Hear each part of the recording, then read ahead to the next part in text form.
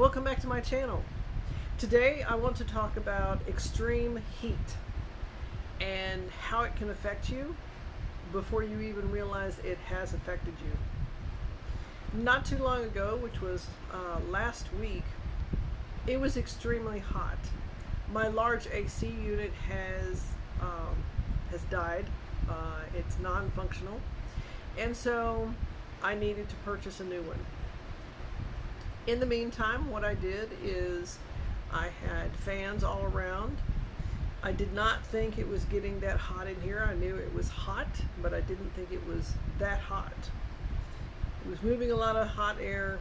It started out and the temperature was about 75 degrees in here. Now, I live in a state where the humidity can get pretty high. 75 degrees is not too bad. It was tolerable.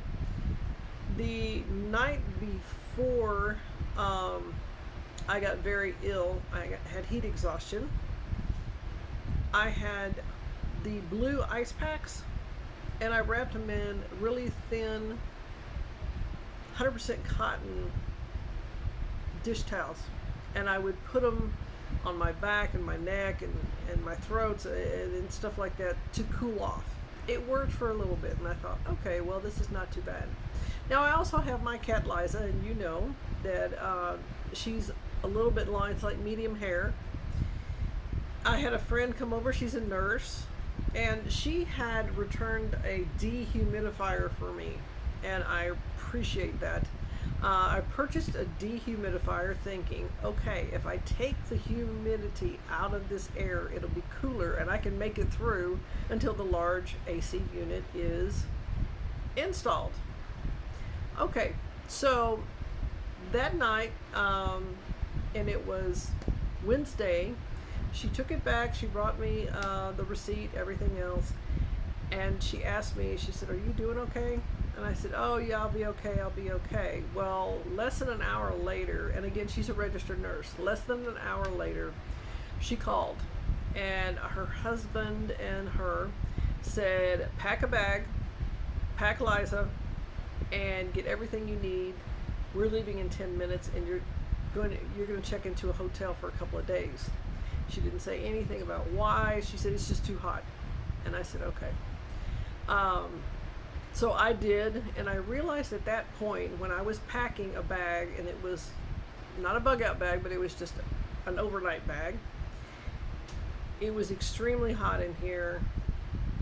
I told Liza, I said, "We're leaving." She sat on the top of her carrier and waited until I told her it was time to get in and go. In 10 minutes they were here. I left all the fans on, and we left and were checked into a hotel. We stayed in the hotel, Liza and I stayed in the hotel 2 nights, and then Liza went to be at the boarding facility because I did not want to bring her back into this heat. Now, what the RN had discussed with me a little bit later was, it was probably, she didn't say exactly, but it was heat exhaustion. It creeps up on you, you don't realize it, it has long-term effects, possibly, and it takes a couple of days for your body actually to get back to halfway normal, and then for a week or more, you need to stay out of the heat. You can't get overheated. You have to be extremely careful because it could damage your body. So I put Liza in boarding. She's fine. She's happy. Nice and cool. A dear friend, her husband came over and installed yesterday morning, a window unit to just help cool down the house, and it's worked great. In here, it's not hot and humid. It's about 75 degrees. I do have fans going. If you hear that noise in the back, there are fans in every room. I stay on one floor, and the rest of, the people here are fine. They went to other locations, but I'm here because I'm waiting for a freestanding portable air conditioner. It's the one on wheels to come in, and then that will be installed by the AC company hopefully Monday, and then they will install the large AC next Friday. Now, the reason for this video is not to tell my woes and troubles and everything else, is you need to be extremely careful in the heat. Whether it's heat in your home, heat outside, you may think you're okay. You may think that you're drinking enough water and liquids to hydrate.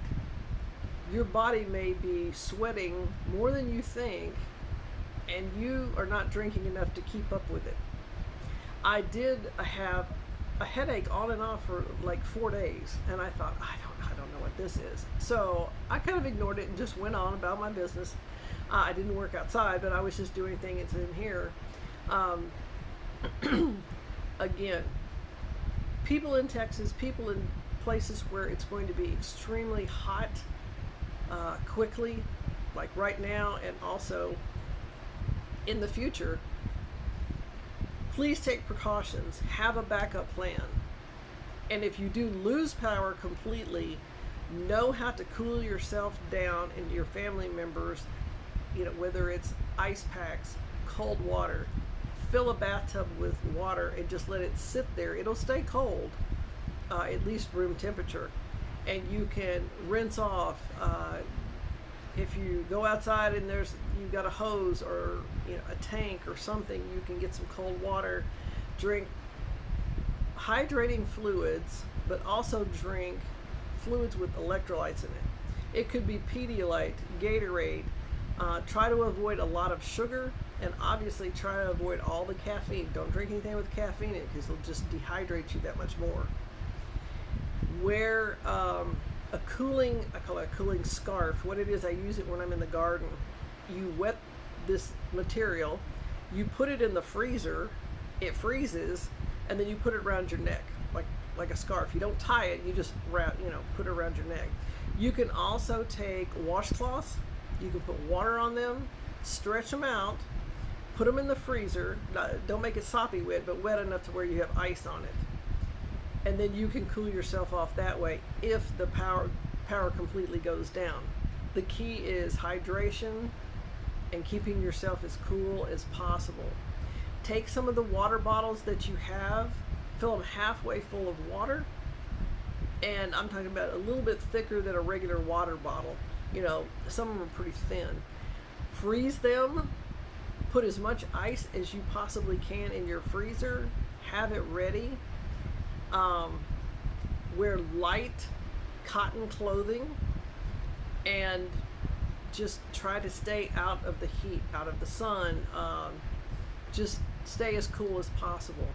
In the upcoming video right after this, I'm going to be talking about how to conserve energy in your house if your AC goes off. What you can do to help keep the heat out of your house until your AC is fixed. Well, I appreciate you stopping by. I'm doing very well. I won't be going outside doing any work anytime soon. I've been told I need to stay in, stay cool, and get that AC unit in as soon as possible. Eat light meals, hydrate a lot, and even don't do much in the house. Just rest, because your body has to recuperate after heat exhaustion. And if you feel like you are extremely sick, and there are different signs on heat exhaustion and heat stroke, so look those up on the internet, you may have to call for help. So don't hesitate if you feel that bad to call for help and have them take you to the emergency room, to a doctor, whatever it might be, to make sure that your body does not go into some type of shock. Again, I appreciate you stopping by. I appreciate all my subscribers, new, and also the ones I have currently. Stay cool, stay hydrated, and if you enjoyed this video or received some information from the content, please give me a thumbs up. And in the comments below, tell me and the viewers what tips and tricks that you use to stay cool in the heat. I hope to see you very soon, and have a great day.